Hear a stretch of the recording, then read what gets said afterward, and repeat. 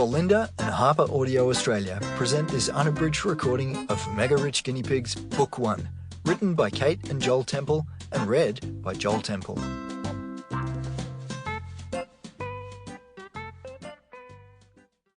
For our boys Arlo and Clancy, who make our lives mega rich. Chapter 1. Boom!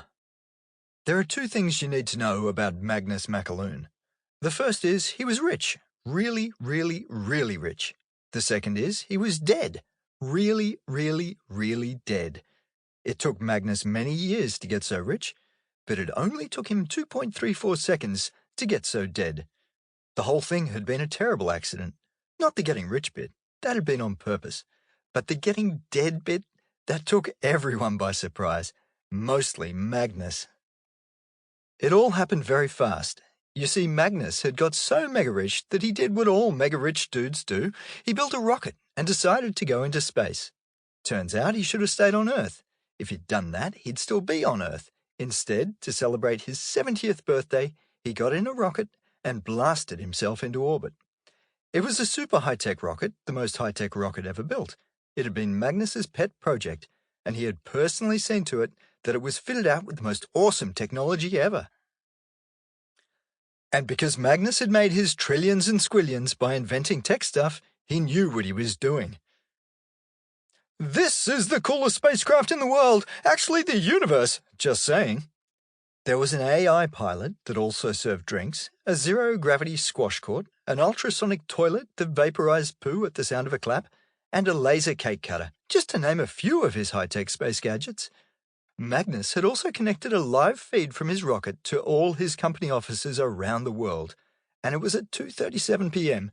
that his 1 million worldwide employees had been ordered to stop work and sing him happy birthday, so he'd be able to hear them from space. "I can't hear you," said Magnus, which was understandable since they were all the way on Earth and he was all the way in space.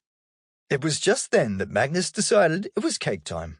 His AI pilot presented him with a large strawberry birthday cake with a single unlit candle. Magnus took out the lighter he'd bought just for this occasion and boom! It turned out that even though Magnus McAloon was very clever at inventing technology, when it came to remembering that naked flames and rockets don't mix, not so good. Did I mention boom? The happy birthday singing couldn't be heard from space, but that boom could be heard in the next galaxy. Back on Earth, everyone was very upset. Pretty quickly, the question on everyone's mind was, who gets Magnus McAloon's mountains of money? Now there are fortunes, and then there are fortunes. Magnus had a whopper. It was so big he employed an entire team of people just to keep track of all his money. At last count, he had exactly 456 quadrillion, 565 squillion, 232 bazillion, 577 gajillion, 900 chameleon, 545, 112, 322, 787, 8444455555544, and 63 cents. Since writing that amount has gone up. It goes up $5 million every 3 seconds.